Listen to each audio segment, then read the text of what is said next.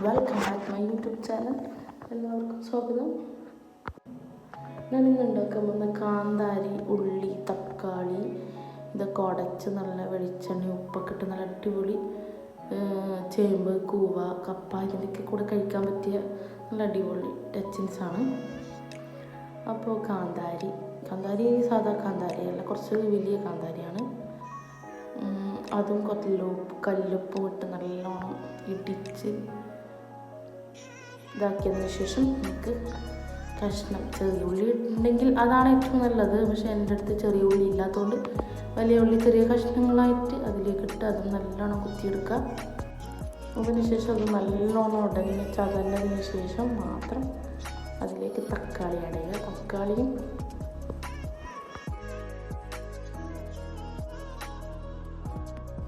അപ്പോൾ തക്കാളി നല്ലോണം ഉടക്കുക, കുത്തണ്ട. അല്ലെങ്കിൽ നമ്മൾ മേത്തൊക്കെ അതിന് നീര് തെറിക്കും, വെള്ളം വരും. വെള്ളം നിറഞ്ഞ് നമുക്ക് ഒരു പാത്രത്തിലേക്ക് മാറ്റി വെക്കാം.